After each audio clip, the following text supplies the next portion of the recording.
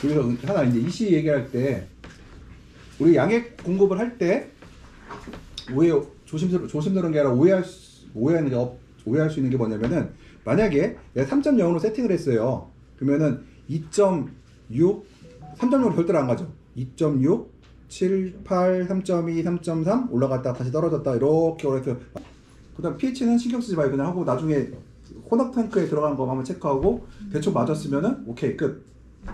그럼 그건 나갈 때까지 똑같을 거 아니에요. 그거 나갈 때까지는. 이제 만약에 C통을 사용할 때 상황이 달라지죠. 그때 C통을 사용하지 않는다. 근데 웬만하면은 되게 10kg 이하 쓰기 때문에 10kg, 15kg 정도 이하라 거의 그냥 뭐 안 해도 돼요. 그냥. 여기 몇 킬로 넣어요? 1톤 기준으로. 1톤에 7리터에서 10리터. 그러니까 B통에 다 넣으면 되잖아요. 그러니까. B통에 넣고요. 그러니까. 그 다음에 또 C탱크 또 따라 쓰고요. 아, 원래 그렇게 할 필요. 원래 많을 때만 쓰게 돼 있어요. 그 원래 그게 그 산탱크는 네. 많을 때만. 원래 다 원칙은 B통에 넣는 게 원칙이에요. 많을 때가 pH를 많이 낮춰야 될 때를 말씀하시는 거예요? 아니 그러니까 중산산이 많을 때만. 많을 때요? 네. 저희... 보통 15kg 정도까지는 B통에 다 때려 박으면 돼요. C통에다 넣을 때는 B통에다 그러니까 만약 25kg 그렇다면 15kg는 때려 넣고 10kg는 산통을 써요. 그러다가 이제 pH 얘는 산통 pH하고 제어를 하잖아요. 근데 이거 왜 그러냐면은 그러니까 C통만 사용하면은 이게 응고가 많이 된대요 안에서 저기 비료가. 아 그래요? pH 이게 튄데 pH가 탁탁 튀어갖고 공급에서 고급 이쪽에서 그 안에서 놓고 관 안에서 pH 그 비료가 알갱이 된다고 해서 산을 될 수 있으면 그쪽에 쓰고 아주 많을 때만 엑스탱크 때 쓰라고. 근데 우리나라에서는 그 설계도면에 엑시드라고 돼 있으니까 산탱크는 3만 원 넣어야 되는 줄 알고 얘도. 아무튼 그렇고 그럼 뭐 전기전도도 측정하시는 것도 많이 하셨었고요. 그 다음에 이게 우리가 이제 배지하고 배액하고 얘기를 할 때 배지 내 이씨하고 배액 이씨가 있잖아요. 배액 이씨하고 배지 내 이씨가 같을수록 좋은 배지예요. 이게 멀어질수록 나쁜 배지인데 대표적인 사례가 흙이 이게 멀어요. 흙이 그러니까 배지 내와 배액이 차이가 클수록 흙이다. 앞면은 차이가 굉장히 적고 코코넛 배지는 그만큼이고 그 다음에 뭐가 제일 높을까요? 우리가 보는 것 중에 딸기 상토. 얘가 안하고 바깥 아래가 달라요. 근데 딸기 하시는 분들이 이거 측정을 안 하시더라고요. 난 그래도 어떻게 하는지 모르겠어. 위험해서 그거를. 왜 안 할까? 딸기 하시는 분들이 배액 체크만 하지 배지내 체크를 안 하시잖아요. 상토가 이게 흙에 가까울수록 근권이시하고 배지내시하고 다르고 그러니까 흙에 가까울수록 배액보다 근권이시가 훨씬 높아요. 그래서 앞면은 거의 같고 그 다음에 코코넛 배지는 그 다음이고 그 다음 9이고 그래서 그렇게 돼 있는데 그 다음에 우리가 그 흡수를 할 때 pH 관련해서 얘기를 할 때요 이제 철하고 이제 망간, 아연, 구리가 있죠. 근데 여기서 제일 큰 문제가 뭐예요? 우리 pH가 높을 때 생각하는 가장 큰 문제 요 원소 중에서 철이죠. 철이 망간, 아연, 구리는 사실은 얼마 안 돼요 양분이.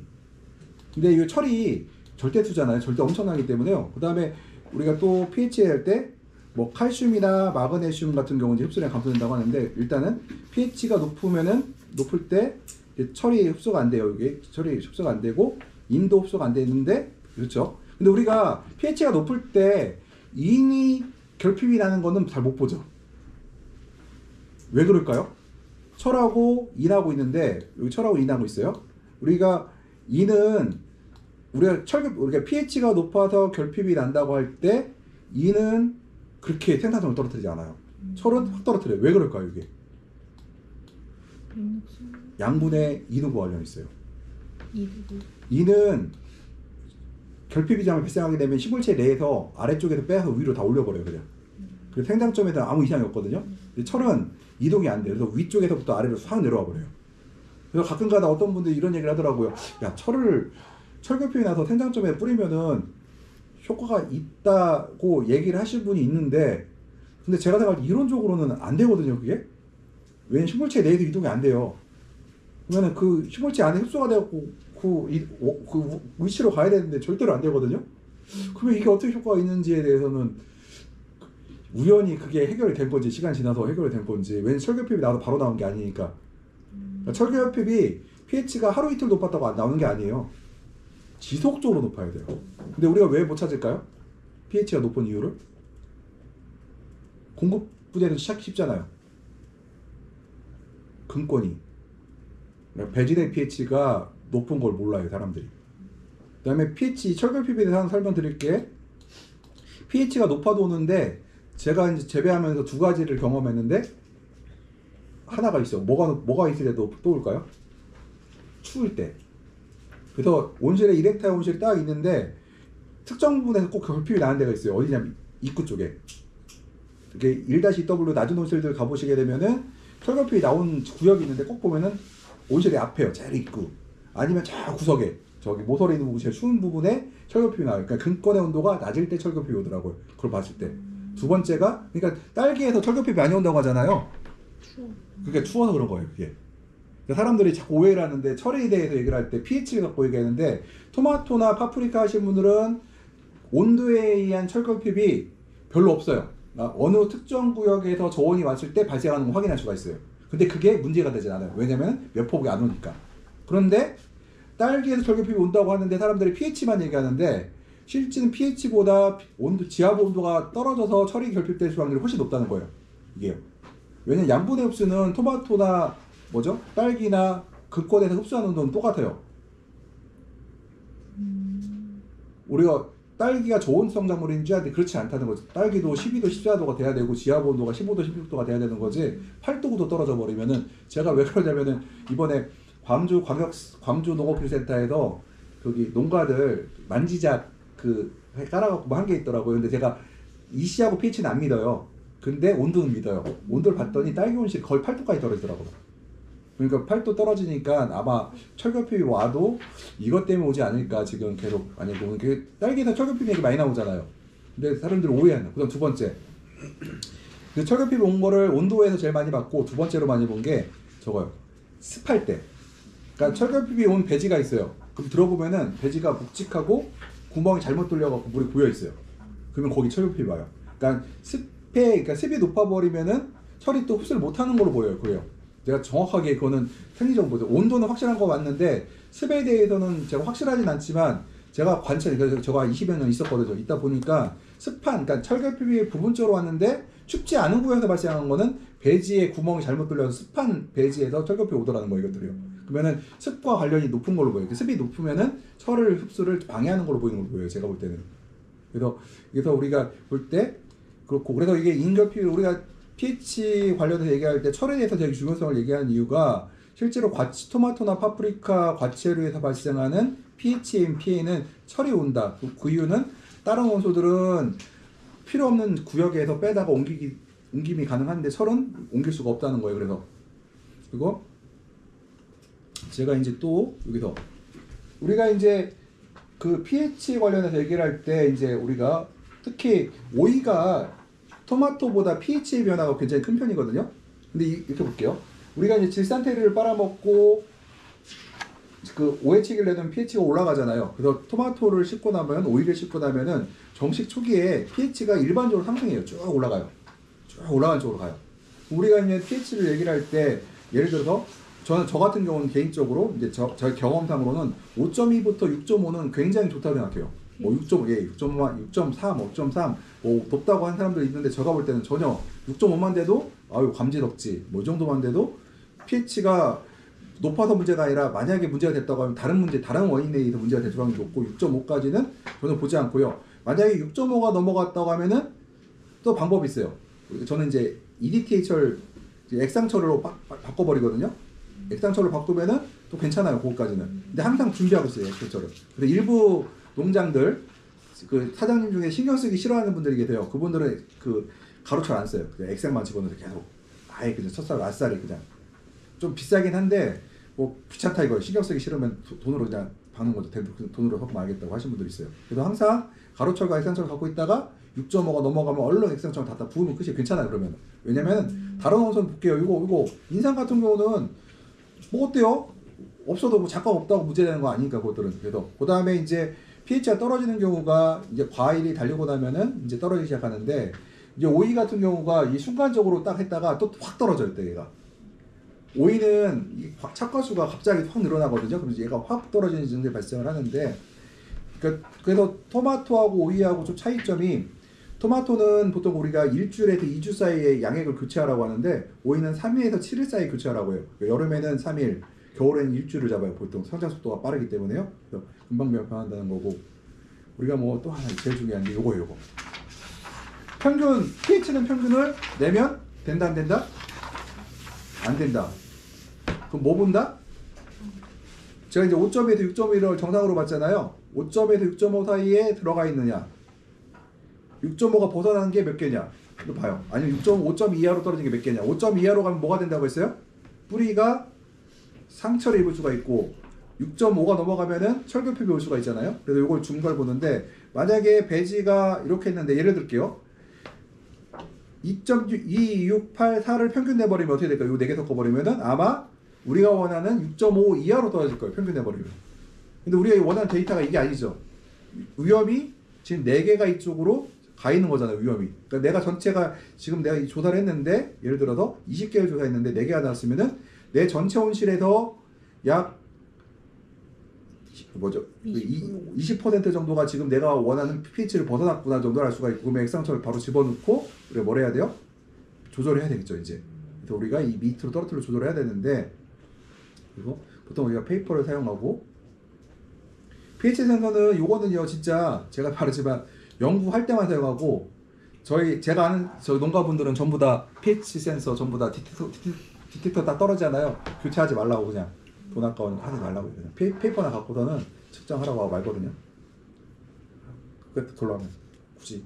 그다음에 이게 먹흡계 지금 너무 비싸져서 33,000원 받더라고. 지금 많이 올라갔더라고. 올랐어 지금. 예, 아무튼 33,000원. 이게 제일 좋고요. 이거 먹컵 말고 다른 거 봤더니 10,000원짜리들도 있더라고요. 10,000원짜리도 한번 제가 다음에 사서 써보려고. 10,000원짜리가 30,000원짜리가 어떻게 차이 나나. 예전에 너무 가난해서 저 반으로 잘라서 썼습니다. 그럼 얘기해. 내가 또 공짜로 줄게. 내가 사다 줘. 말 잘했거든요. 가난뱅이 펑. 예. 이거 pH를 전국마다 6개월마다 교체하라고 하잖아요. 15만 원이라며. 그건 나 3만 원짜리 3만 원 쓰고 버리면 되는데. 그 말씀드렸듯이 우리가 원하는 게 뭐예요? 정밀하게 안 하잖아요. 요 안에 5.2에서 6.5 사이에 몇 개가 있나만 보잖아요. 별로 정확도가 필요 없어요. 그래서 요것만 딱 맞아서 떨어지면은 우리가 이제 딱 하다가 해봤는데, 야 씨 6.5가 하나 나왔네, 넘는 게 하나 나왔네, 그럼 하나 조심해야겠다 하고 나서 끝. 그 다음에 다음 주에 봤더니 3개가 나왔네, 야 배약에 교체 이렇게 해버려야죠 그때는. 그래서 가끔가다 제가 이제 특히 pH 센서는 잴 때 시간이 얼마나 걸려요? 제가 pH 센서를 싫어하는 것 중에 하나가 이것도 있지만, 제일 싫어하는 게 하나가 있어요. 측정 시간이 너무 오래 걸려. 한 2, 3분 걸리죠, 하나 측정하려면. 계속 움직이잖아. 왔다 갔다 이렇게 되잖아. 내가 저같이 성격 급한 사람들은 못해. 아줌마들한테 딱 가서 10개 채집해 오세요 하고선 종이 10개 갖고 탁탁탁탁 찍고 나서 딱 하면은 딱 몇 개 벗어났다가 나오는데, pH 센서는 갖고 오면은 아줌마 10개 딱 해놓고 하나 해놓고 하면 제가 그 얼마나 사용해야 돼요? 1시간은 그거 잡고 있어야 돼요. 그래서 제가 안 해요. 그래서 제가 안 하는 시간 때문에 그래요. 더구나 우리가 원하는 거는 그것만 보면 되는데. 그 다음에 혹시라도 좀 넘어가고요. 그리고 또 하나가 야마자키 액하고 그로단 네덜란드 액하고 차이가 크지 않아요. 근데 야마자키 액이 작잖아요. 양이 적게 들어가잖아요. 왜 적은 줄 아세요? 걔는 이시를 1.5로 맞춘 거예요. 100배를 했을 때. 근데 그로단 액은 2.5에 3.0 기준 잡았어요. 그러니까 네덜란드 액은. 그러니까 실제로 비에르가 2배 들어가는 거 왜 들어갔어요? 이시가 맞추려고 한 거죠. 그러니까 야마자키 액으로 이시를 3을 맞추려고 하면은 이 솔밸브를 더 크게 받는 돼요. 높이를 높여놓으면 돼요. 근데 굳이 그럴 이유가 뭐가 있어요? 그리고 또 오해하는 것 중에 하나가 토마토에 동양종이라는 게 있어요? 그런 소리를 하기는 하더라고요. 그런 동양종이 세상에 어디 있어요? 뭐 일본에 토마토가 어디 있었다고? 그 빨간 토마토 핑크계 있잖아요. 네. 유럽 사람도 먹어요. 어... 저쪽에서 동유럽 쪽에는 핑크계가 유행이에요. 핑크계를 많이 먹어요. 그러면 기본적으로 토마토는 이씨를 높은 걸 좋아해요. 그러니까 도테랑이 대표적인 거죠. 도테랑이 됐든 저기 뭐죠? 저기 데포닉스가 됐든 우리가 목표 이씨는 똑같은데 그 차이가 뭐가 있냐? 도테랑은 장기 재배가 안 돼요. 그러다 보니까 굳이 이씨를 높게 높이지 않고 그냥 간단히 갈 수가 있고, 우리가 이제 데포니스나 이런 건 장기로 가려고 하잖아요. 그러다 보니까 근권도 발달시켜야 되고 조절을 하려고 하다 보니 우리가 좀 더 정밀하게 관리하다 보니까 높게 놓은 것 뿐이지, 도테랑을 23.0으로 놨다고 해서 농사 안 된다고 하는 사람들인데 그럴 리가 있나요? 그럴 리가 없어요. 지금 그래서 지금 세부 지역에서도 옛날에 그 뭐지 미니체 같은 경우 뭐 1점으로 관리하다가 지금은 2점으로 다 위로 올라가 버렸어요. 지금 이제 2점으로 관리하는 게 훨씬 낫다고도 다 이제 안정적이다고 바꾸기 시작했어요. 사람들. 그래서 동양족이라는 건 없어요. 그래서 양액이라는 건 오이도 마찬가지예요. 오이도 저기 백다닥 유럽 오이는 가시가 없는 이런 오이 있죠. 얘하고 백다닥이 우리 까시는 거랑 그다음에 청오이 그 가시 자택 있는 거 있잖아요. 똑같아요. 실제로 보면 그 유럽 오이랑 동양 오이랑 차이점이 뭐 우리나라 오이의 차이점이 뭐가 있나? 육종을 더럽게 해갖고 수꽃이 많이 피다는 거 빼고는 우리가 수꽃이 많이 피거든요. 수꽃이 많이 그건 내가 볼 때 육종 기술이 떨어져서 그런 것 같아. 내가 볼 때 그거는. 그다음에 뭐 질소는 이제 우리 사수염하고 십수염 쓰잖아요. 이어서 질산칼슘에서 공급할 때 우리가 사수염 십수염 바꿀 때 기준점이 뭘로 바꿀까요? pH요?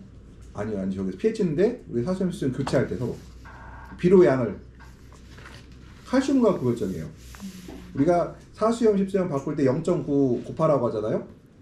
예, 곱하할 때 그 1.1을 곱하라고 하는 게 칼슘 농도예요. 그리고 또 오해하는 것들. 제 컨설턴트들이 장난을 많이 치는 것 중에 하나가 배양액 갖고 장난을 쳐요. 뭐냐면은 사마방이 지나니까 좀 바꾸래. 바꿨잖아요. 근데 사마방 이전 비료하고 사마방 이후 비료하고 저희 보자 다 똑같아요. 오차 범위가 몇 퍼센트인 줄 아세요? 배양액 조절할 때 10% 오버. 뭐냐면은 우리 엑셀로 돌릴 때 이제 예를 들어서 내가 질산칼슘을 칼슘을 10ppm으로 그러니까 10mm몰로 공급을 하고 싶어. 근데 나는 최소 10mm몰 해야 돼. 그러면 11mm몰 정도까지는 괜찮다고요.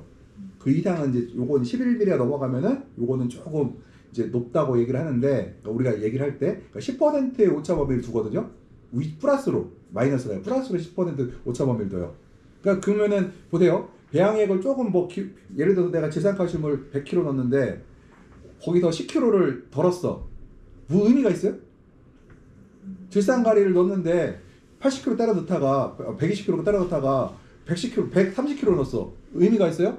오차 범위 우리가 10%를 오차 범위로 두기 때문에 큰 차이가 없어요. 우리가 조심할 게 배양액 또 하나가 저는 저기 연구소에 있다 보니까 재밌는 걸 많이 한 게라 이제 옆에 사람들 일을 같이 하다 보니까 토마토 온실 300평 온실에다가 오이를 한 줄 심고 메론도 한 줄 심었어요. 그러면은 그럼 양액을 뭘로 줘야 돼요? 온실은 한국역이니까 토마토 양액 탱크 A통, B통 하나밖에 없으니까 토마토로 주잖아요. 23.0으로 해서 근권 이스를 67로 맞춰서 토마토를 공급을 해요. 그러니까 메론은 더 올라가요. 왜냐면 메론은 물을 더 많이 먹으니까 더 높아요. 걔네가. 근데 잘 자라요. 오이도 잘 자라요. 토마토 향에 먹고 잘 자라요. 그러면은 어떤 문제가 생기느냐? 함수율이 제일 크고요. 그 다음에 근권 이씨예요. 두 번째가. 그러니까 양액의 문제가 아니라. 일단 우리가 공급 이씨보다 배진 이씨가 높아야 되는 건 알죠? 무조건 높아야 돼요. 공급 이씨보다 근권 이씨는 높아야 되는데, 예를 들어 100을 한 40% 50% 빼면은 한 0.5 정도 높거나 같을 수도 있어요. 근데 우리가 100을 30% 빼면은 0.5에서 1 이상 높고 10% 빼면은 2, 3 정도 높고 막 이래요. 일단은. 그러면은 내가 공급한 거와 배진의 양분의 구성은 다르거든요. 내가 공급하는 거는 항상 내가 그 배진에 있는 것보다는 그러니까 특정 양분이 모자라지 않게만 공급하면 되는 거거든요. 그래서 근데 이게 그 조동표를 바꾼다고 해서 근권의 그 양분의 그 비율이 달라지진 않아요. 별로 크게 움직이진 않아요. 그래서 우리가 제일 중요시할 게 근권의 함수율과 EC를 제일 중요시 본다. 그래서 그러니까 EC가 근권 함수율이 뭐가 중요하냐면은 농사를 실패한 분의 제일 큰 거 있잖아요. 특히 약광 기품과 할 때 함수율이에요. 함수율을 높았다 했다가 수확이 거의 끝나요. 그 다음에 함수율 볼 때 중요한 게 물 공급량도 중요한데 제일 문제가 제가 한 10집 가보면은 배구를 갖다가 이렇게 있으면은 이렇게 뚫어야 되는데 이렇게 뚫어놔 이렇게. 그래갖고 네. 이렇게 뚫어갖고 그거로 물러.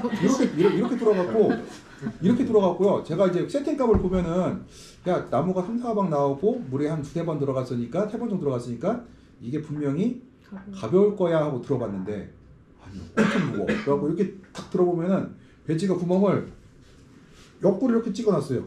아니면은 지금 저거 있잖아요. 그 구멍을 뚫어서 오잖아요. 뚫어서 오니까 애들이 요 모서리에다가 이렇게 뚫고 오는 경우가 되게 많아요. 이게 비닐이 있잖아요. 이렇게 해서 이게 이렇게 밀려갖고 되면은 구멍을 여기다 이렇게 뚫어버리더라고요. 그러면 물이 고여 있어요. 그래서 그리고 또 이런 경우도 봤어요. 물이 어떤가 보니까 생각보다 물이 가벼워. 너무 가벼워서 내가 봤더니 배구가 이렇게 있으면 여기 드리퍼를 여기다 꼽았거든요. 이렇게 배구리 여기 있어. 배구리 물이 여기가 말라 있어. 여기가. 그래서 이게 실제로 제가 다녀오면 제가 천장이가 제일 많이 하는 게 이 배구 다시 고쳐놓은 거 제일 많아요. 이게요. 실제로 의외로 되게 간단하잖아요. 그러니까 그거를 모르시더라고. 왜 그런지는 알겠어요. 우리 처음에 수경배 배울 때 배구 뚫는 것부터 했잖아. 근데 지금은 배구 뚫는 걸 안 가르쳐 주는 것 같아. 뚫려 나오고 막 그러니까 그게 뭐가 잘못된지 모르고 그냥. 그래서 저희가 실패하는 원인 중에 가장 큰 게 그 배고 잘못 들어와서 실패하는 게 되게 많아요. 겨울철에 바닥에 물만 안 고여도 기본은 해요. 기본은. 근데 물 고였다면은 잎에 물 묻는 것보다 더 심해요. 피해가. 그렇고 아무튼 그렇고 우리가 이제 사수염 십수염 바꾸는 거는 칼슘 기준이고 질산 가리는 가리 기준이에요. 가리 기준을 하고 그다음에 사수염 십수염 하고 이제 십수염 보게 되면은 여기 보면은 암모니아테가 들어있죠. 암모니아테가 들어있고 사수염은 암모니아테가 없고 그러면은 칼슘이 19 얘가 16.9죠. 그러니까 십수염을 사수염으로 바꾸려면 어떻게 해야 돼요? 1.2를 곱해야 칼슘 함량이 맞아지겠죠. 여기다가 1.1을 곱해줘야. 그래서 그리고 재밌는 걸 봤는데 포장은 십수염으로 써 있는데 내용물은 사수염이야. 최악. 실제로 사수염하고 십수염 다르잖아. 보면 알잖아. 비록 모양은.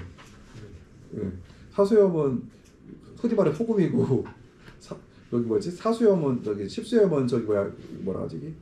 알갱이 이렇게 동글동글 알갱이잖아. 근데 실제로 단체 구매를 했는데 싼 거 좋아하지 말라는 얘기가. 옛날에 그분이 이렇게 했더라고.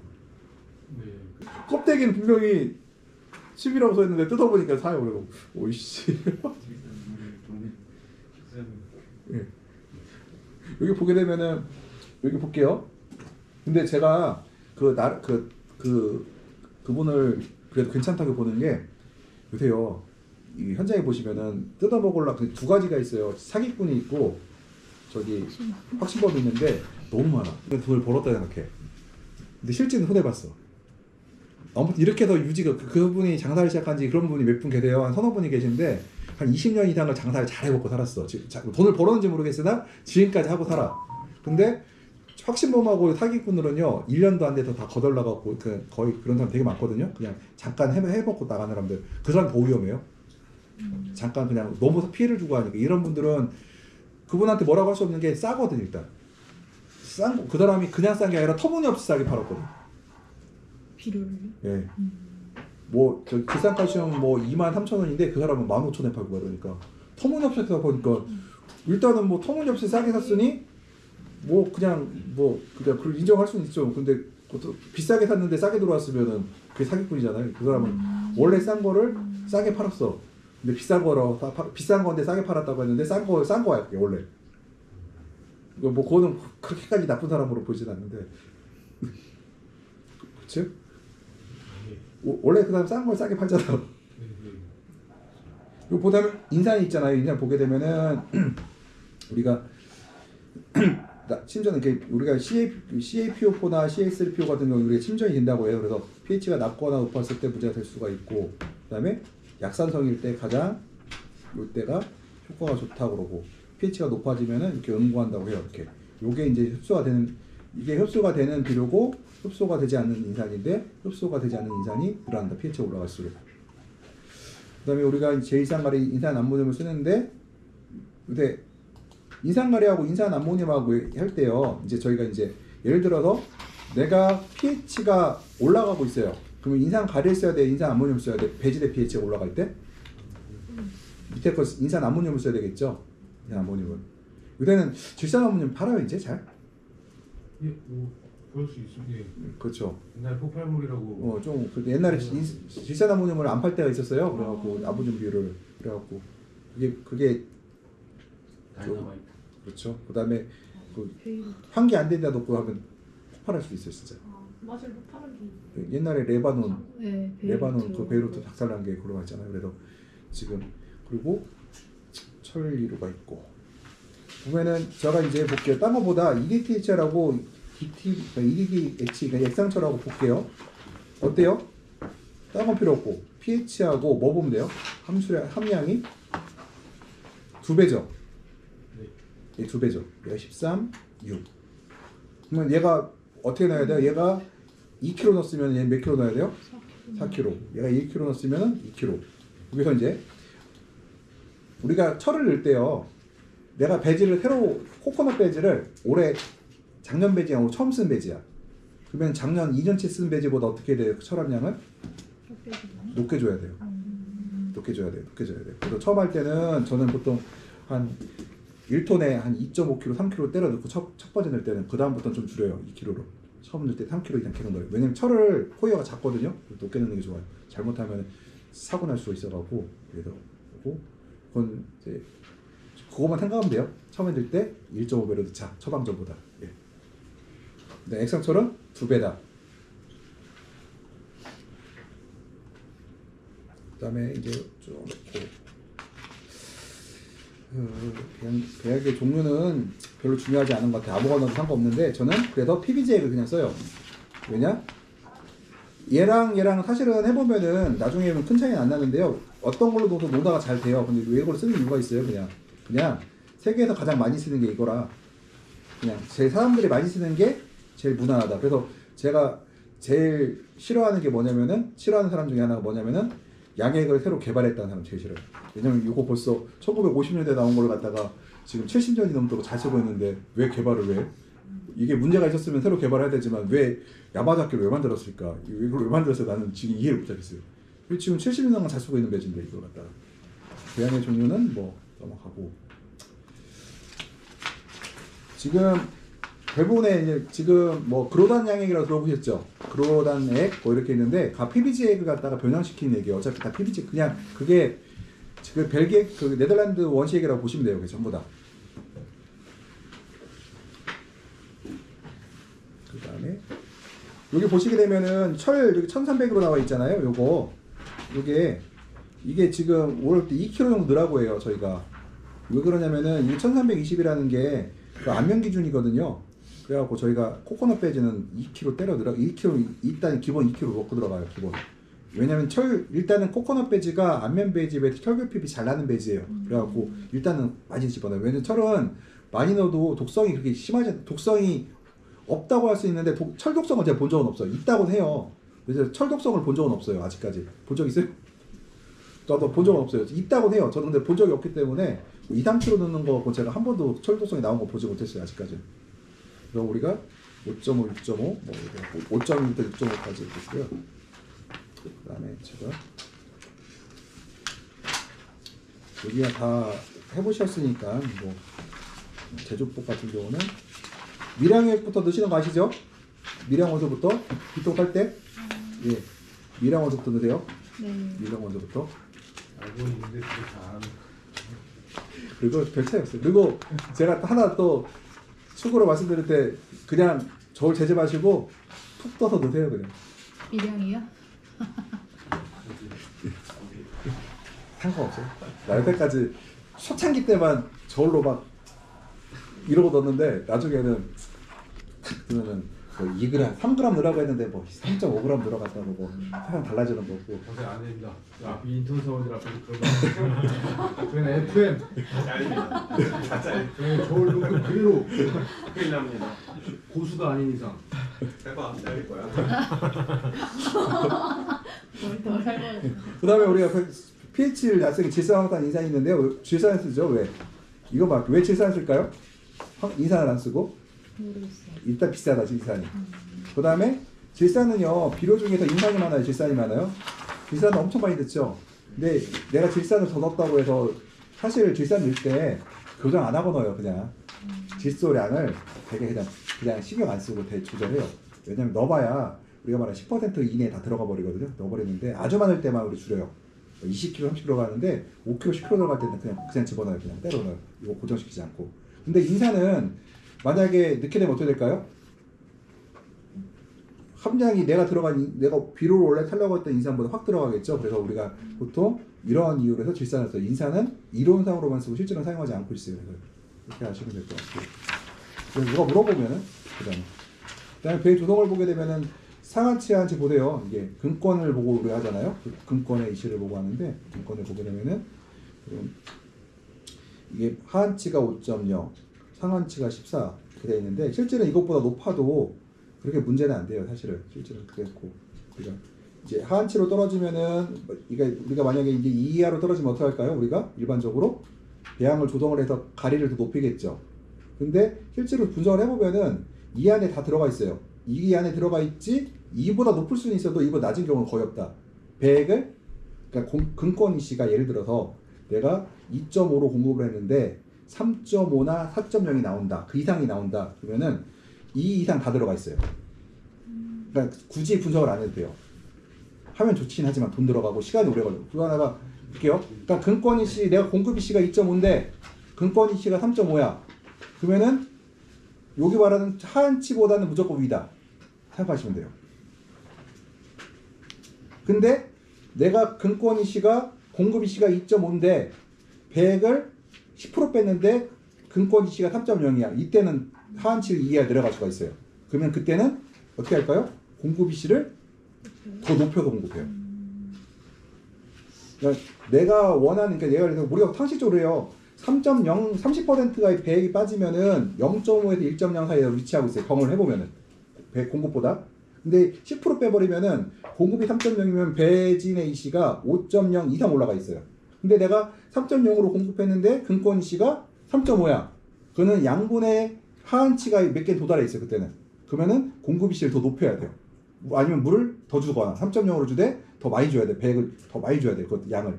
그러니까 내가 나무가 비료가 적어서 다 빨아먹은 거거든. 그리고 그 이하로 떨어졌다. 이건 큰 문제고요. 공급 이시보다 같거나 떨어졌을 때 문제가 되거든요. 그래서 우리가 분석을 하는 건 좋은데 분석센터 보내면은 오래 걸리죠. 그리고 저는 분석센터께 사실은 한번 조사해 본 적이 있어요. 동일한 배액을 갖고 미래대난 기억나죠? 몇 군데를 보냈어. 어땠을까요? 다 다르고. 다 달라. 내가 그래서 진흥청에다가 아는 분한테 이건 내가 기준점 잡아야 되니까 이거 똑같은 물을 몇 번 검사해서 배액을 이내는 똑같아야 돼서 맞춰서 3개를 맞춘 게 거의 근사치로 들어온 걸 받아왔어. 그랬더니 다 틀려. 맞은 게 하나도 없어. 내가 그 다음부터 느낀 게 야 이거 배액을 검사하는 게 의미가 있나? 생각이 들더라고. 그래서 저는 그래도 항상 배액 이시를 더 신경 써요. 왜냐면 그 걔네 이시 못 믿겠더라고. 저는 그 다음부터는. 모르겠어요. 한번 믿고 하시던가. 저는 근데 그때 그 뒤로는 한번 야 이게 갸우뚱했어요. 그 다음부터 이게 그때 데이터 줬었나요 한번? 박사님께서 말씀해 주셔가지고 네. 그 실험하는 연구원의 컨디션 그 사람에 따라 다 다르다 이제. 예. 진원청 거는 맞는 게 제가 신경 썼거든. 3번을 조사해서 그거를 갖다가 데이터를 다 달라고 했거든. 이 근사치 다 들어오게. 그랬더니 이거는 비슷하게 했으니까 얘가 맞을 거고 나머지가 다 틀릴 거라고 말을. 왜냐면 똑같이 물을 퍼서 1리터의 물을 떠서 똑같이 2배씩 나눠갖고 보냈는데 어떻게 그 다 다르냐고 그게. 그래서 그랬더니 이상돈 박사님 보여드렸더니 그 경향치를 봐야지 그러시더라고요. 여러 번 조사해서 그냥 경향치를 보자고 하시고 말더라고요. 그래서 저는 아무튼 그래서 이렇게 그러는데 요걸 측정하시는 것보다 그러니까 배의 기시를 보면 돼요. 배의 기시를. 그러면 요 하한치는 올라가 있어요. 상한치가 넘는 거는 상한치가 넘어간 문제가 있을 수 있다고 해요. 어떤 문제가 발생하느냐? 열매가 좀 그러니까 스트레스를 받아갖고 세력이 약해질 수 있다고 하는데 약광기 때는 나무가 수분 스트레스를 받아갖고 약해질 일이 없어요. 거의. 대개의 경우는 거의 없다. 그런 일은 없어요. 그래서 그러면 제가 이제 여기서 말씀드린 게 뭐를 보자? 근권이시를 체크하자. 근권이시를 체크하면은 다 우리가 배에게 우리가 양분을 그러니까 예를 들어서 3.0 공급했는데 배행률이 10%에서 3.5야. 뭐 어떻게 할 거예요? 처방을? 비료를 더 진하게 주거나 아니면은 공급량을 더 늘려주거나 어떻게 늘려줄 때도 한 번에 많이 줄까요? 조금씩 자주 줄까요? 조금씩 딱딱딱딱 때려갖고 채워줘야 돼요. 그 비료를 한 번에 많이 주는 것보다 같은 200을 주더라도 70씩 3번 쪼개는 게 더 배 근권이실 높이는 데 훨씬 도움이 돼요. 그래서 실제로 이론상으로는 그런데 저희가 그래서 제가 분석센터를 잘 못 믿겠더라고요. 그러고 나서 그다음부터는 그다음에 이제 요거는 이제 근권 이제 예를 들어서 저희가 이제 근권에 이제 조절을 하는 건데요. 이거는 이렇게 맞추기일 수도 있고 요거 보고선 저희가 이제 엑셀 돌리거든요. 돌리는데 몇 %다? 10%죠. 10%. 10%. 근데 실제로는 요거 가감되는 게 얼마큼 올라가요? 10%가 아니라 막 몇십 번씩 올라가죠. 10%는 그냥 플러스 마이너스 10%는 같은 걸로 봐요. 그냥 좀 섞지 좋고 일단 제가 해야 될 게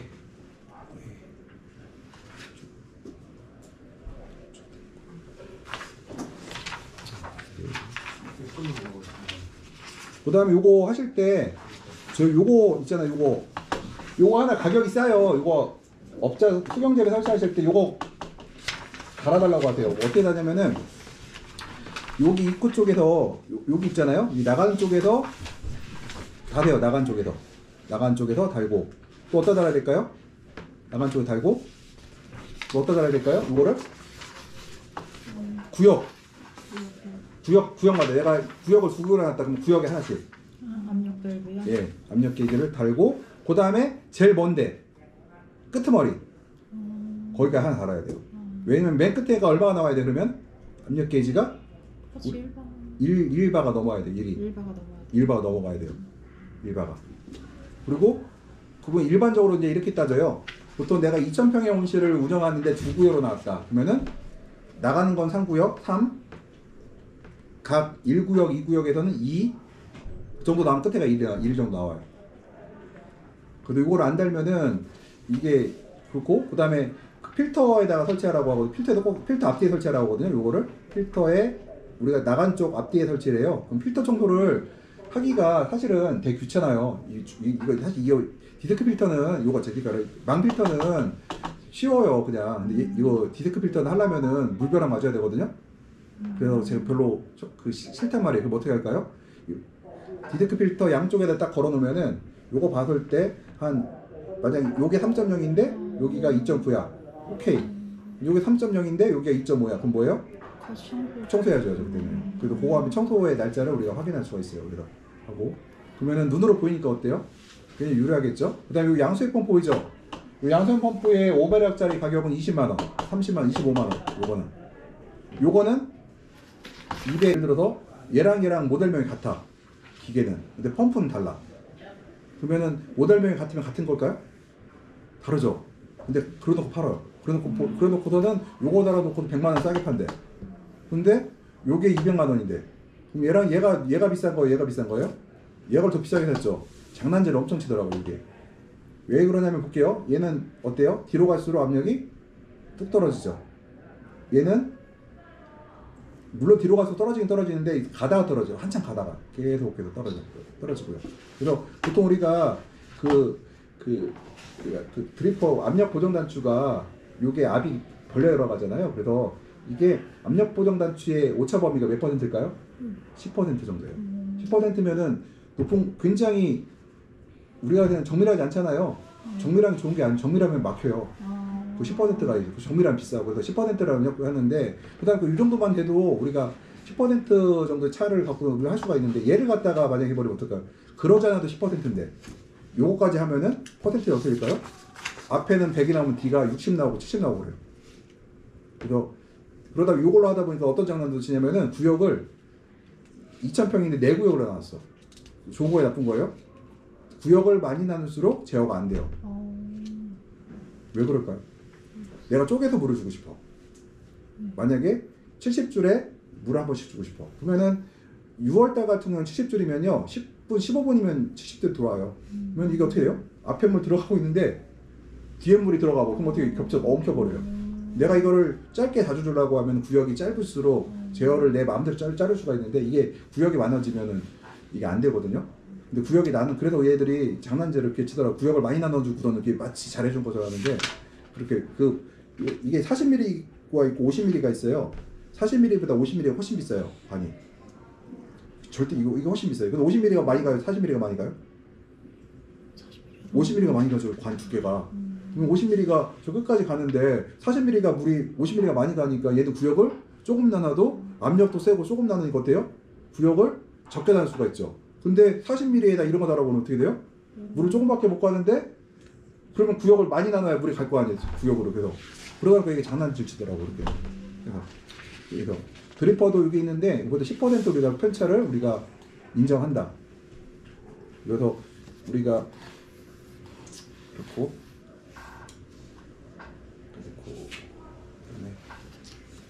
지금 유효수분 함량을 볼게요. 요거까지는 보면은 유효수분이 코코피트는 몇 %예요? 35%, 앞면은 72%. 이거는 지금 옛날 앞면이에요. 드라이마스터 같은 경우는 지금 80% 넘어갔어요. 지금 그러다 거 넘어갔고요. 코코피트는 35%인데 이렇게 보고 얘랑 그러면 어때요? 유효수분이 2배가 차이 나죠. 코코피트가 볼륨이 2배가 돼야 맞아요. 앞면 대비 2배가 돼야 맞죠. 그러면은 왜 코코피트가 앞면에 비해서 볼륨이 큰지가 나왔죠. 볼륨이 크다는 얘기는 뭐가 많다? 뿌리의 양이 많다. 뿌리의 양이 많다는 건 영양 생장이 강하다. 또 뿌리가 많다는 건 생산량이 또 떨어질 수도 있다 이게. 그러니까 우리가 보통 우리가 얘기를 할 때 광량에 따라서 이제 배행률이 정해지는데 안 뺄 수도 있고 많이 뺄 수도 있고 그렇게 하는 거거든요. 자, 하고 우리가 기본적으로 일사제어가 원칙이고, 그러니까 일사제어가 원칙이에요. 일사제어를 중심으로 해서 무게를 잰다든가. 그러니까 우리가 중량법을 하잖아요. 중량을 재는 거는 일사제어가 먼저고, 일사제어를 통해서 배지의 무게가 어떻게 변했는지를 측정하고 나서 내가 전략을 수정하는 거지. 가끔 가다가 제가 이제 확신법이라는 분들이 있어요.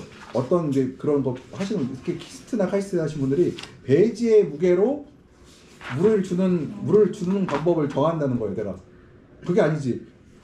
광량을 중심으로 해서 배지를 어떻게 제어할 거를 배지 무게를 보고 이렇게 결정하는 거지, 전략을 짜는 거지. 얘들은 배지의 무게로 전략을 짠대요. 배지의 무게로 이걸 제어를 한대요. 정말 잘못된 얘기예요. 그래서 실제로 교육 오신 분들 그런 분 있지 않았어요? 전 제가 그런 줄 알았어요. 아, 그래야 되는 줄 알았어요. 아, 그래서 일단은 광량, 처음에 이제 광량, 그다음 식물의 생장 모양, 그 다음에 배지의 무게, 이 세 개를 다 봐야 돼요. 일단은 광량으로 중심으로 줘요, 무조건. 예, 광량 중심으로 주고. 그래서 앞으로 설계하실 분들, 그러니까 새로 온실 지으실 분들은 수경 재배 하시려고 하면은 무조건 배액을 활용해야 돼요. 근데 해야 되는데 돈이 없으시면은 하실 때 이 기계를 업자분한테 얘기하시면은 재활용할 수 있는 공간을 만들어 달라고 하세요. 미리. 해놓고 회수하는 쪽을 만들어 거기다가 기계를 할 수 있게 만들어 놓으면요. 나중에 이건 보조 사업이 되게 많아요. 양액 재활용은 앞으로도 더 많아질 거예요. 탄소 제로랑 관련이 있어갖고 배양액 재활용은 많거든요. 근데 옛날 같으면은 여기서 재활용이라고 하면 이제 하나 또 얼마나 양액이 대충 관리되는지 설명 한번 드리려고 그래요. 내가 탱크가 있어요. 양액을 재활용해요. 그럼 내가 2주에 한 번씩 검사를 한다고 해요. 그러면 2주치 탱크에다 물을 보관할까요? 배액을? 2주치를 보관할까요? 안 해요. 근데 우리가 어떻게 할까요? 그러면은 보관이 2주치 나면 어떻게 할까요? 내가 오늘 검사를 하잖아요. 배액을 검사를 했어. 그러면은 배액을 보고서는 우리가 아까 거기서 엑셀에 집어넣고 하고 배양액을 조정할 거 아니에요? 조정을 했어. 그러면은 왜냐면은 배양액에다가 원수를 집어넣고 비료 양분이 나올 거 아니에요. 내가 추가로 뭘 조정을 해서 들어간단 말이에요. 그러면은 이게 2주 동안은 이 배양액이 계속 나온다는 가정하에서 양액표를 조성표를 만들어요. 아니면 내가 1주마다 짜면은 1주 동안은 같이 들어간다는 가정하에서 들어가요. 근데 실제는 안 그렇잖아요. 근데 되게 그러니까 제 얘기가 너무 이거 떨 필요가 없다니까 이게 떨 필요가 없어. 왜냐면 내가 어차피 들어가는 거는 우리가 그렇게 들어가는 게 아니라니까요. 내가 2주치는 갔다 왔는데 그럴 리가 없잖아. 햇빛 양도 다른데 어떻게 같을 수가 있어. 이게 다 내가 오늘 수학 과일을 많이 딸 수도 있고 적게 딸 수도 있는데 이게 달라지는데 당연히 달라지는데 내가 저격을 많이 그 사이에 저격을 할 수도 있고 안 할 수도 있잖아. 그런데 우리는 그냥 갔다고 보고 들어간단 말이에요. 그래서 그러니까 결론은 이게 하고 싶어요. 사람과 똑같다. 뭐가 똑같냐? 사람이 제가 오늘 아침을 안 먹었어. 점심을 갔더니 학교에 점심을 갔더니 제가 좀 일찍 가서 저기 반찬이 한 개 들러왔더라고. 근데 그때 빨리 먹고 나오려고 하나 빼먹고 먹었어. 그리고 별로 먹은 게 없죠. 근데 멀쩡해. 그리고 어떤 분은 뭐 혹시 모르겠어. 저기가 이제 뭐 저녁까지 치킨 먹고 오신 분도 멀쩡해. 그리고 아침 다 먹어도 멀쩡해. 그 뭐냐면은요, 우리가 말하는 범위 안에 들어있으면은 다 같아요. 그리고 계속 말씀드린 하루가 아니라 우리가 제어할 때 하루 제어한다고 안 했어요. 며칠 제어해요? 이틀, 3일, 일주일을 평균 내서 제어해요. 얘도 마찬가지 다요. 그래서 우리가 그렇게 막 고민할 거 없어요. 그래서 우리가 제일 중요한 게 뭐다 그러면은 비료가 중요한 게 뭐가 중요하다? 바닥에 물 고이지 않는 거. 그러니까 배액구 똑바로 뚫고 이 배액구만 잘 뚫어도 진짜 문제 안 돼. 그리고 마감 시간 지키는 거. 겨울철 마감 시간 잘 지켜야 돼. 마감 시간 늦게 들어가면은 아침에 일행 나오고 그러면 골치 아파요. 그래서 제일 중요한 게 바닥 구멍 잘 뚫는 거, 그 다음에 저녁 때 마감 언제 하는 거, 그 다음에 그러면 함수율이 나오게 그냥 함수율 나오겠죠. 그렇게 함수율 조정하고, 그 다음에 근권이시 조금 높게 유지하고, 그러면은 별 문제 없어요. 그 자꾸 내가 저기 그 컨설턴트들 있잖아. 내가 걔들 보면은 뭐 비료를 이렇게 조정했대 저렇게 하는데 사람들 자꾸 여다가 야 나보고 그러니까 아시는 분들이 옆집 가니까 비료를 조정했는데 산화방지다 조정을 했대. 그러다가 사장님 지금 광량이 있으니까 마감 시간만 조정하면 돼요 해도 옆집은 뭐 했는데 그래서 보면은 똑같은 내용이에요. 10% 플러스 마이너스인데 뭐가 이게 그쵸? 여기 컨설팅 하신 분 중에 안 그랬어요? 그런 분 없으세요? 저희는 아니지만 그렇게 하시는 분도 계시다고. 예, 그래서 그리고 또 하나가 저기 혹시라도 나중에 이제 짓고 나시면은 컨설팅을 받아야 되거든요. 대출 받으면. 그래서 왔는데 뭐 자기는 남들과 다르다 하면은 안정히 가서 하시면 되고.